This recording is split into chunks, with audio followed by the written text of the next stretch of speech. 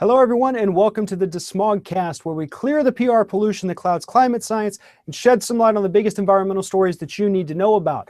I'm your host, Farron Cousins, and with me this week, I have Brendan DeMelle, the managing editor and executive director of DeSmogBlog.com. Brendan, thanks for being here with us. Thank you for having me, Farron. So we've got some great new reports coming out that have said, over the last 3 years, we have $125 million in dark money that has flown to climate change denial, think tanks, and other organizations. Lay this story out for us. Tell us what's happening.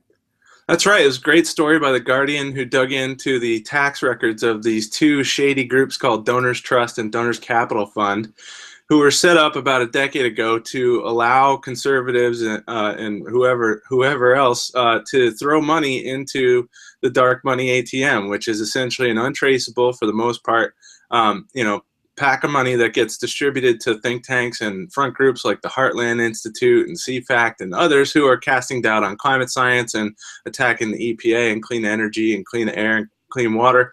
It's a massive amount of money that's untraceable, and it's just to avoid accountability for the pollution that's wrecking the planet.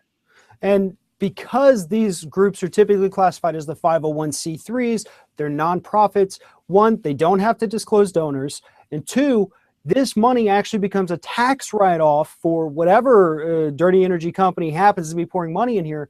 So it basically becomes that these groups are funded by tax dollars, similar to the way ALEC, the American Legislative Exchange Council, operates. And that's what we're seeing here with this. So what exactly, when these groups dole out this money to all their people, the Mark Morano's out there, he's listed in that Guardian report, what are they doing with it once they get it?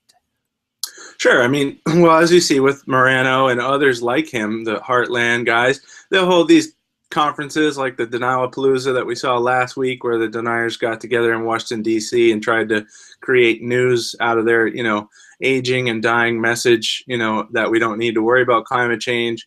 They'll also be launching state-level attacks on clean energy efforts, attacking the solar and wind solutions that are displacing coal and oil. And really anywhere they can get their hands into democracy and undermine it using this dark money, they're doing it. And actually a DeSmog analysis, which is a little different take than The Guardian, we looked at all of the money that's flowing through Donors Capital and Donors Trust over the past 6 or 7 years, and found that all but about 30 million out of the total 510 million that has flown through this has been dark money. It's been completely untraceable, and that's gone to all sorts of anti-democratic efforts and policies that are bad for people and good for corporate profits. And so that's the bad news. The bad news is that we've got millions of dollars of untraceable, most likely corporate money. The only one we do know for sure is the Kochs. We've seen their name on there. That's about as transparent as it gets. But there's good news out there. The Guardian also reported on a new study that says, guess what? Climate change activism works. Tell us.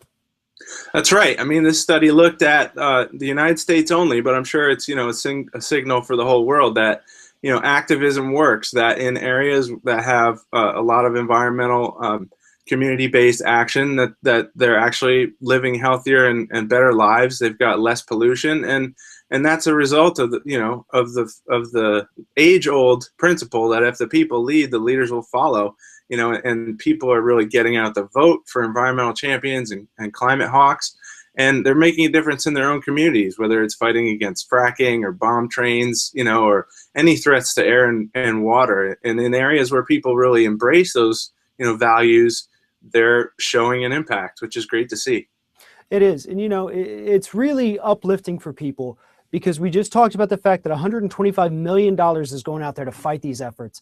But all it takes is people going out there, getting active, making noise.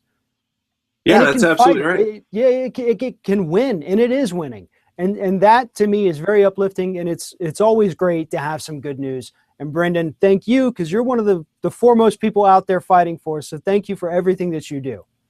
Thanks, Farron.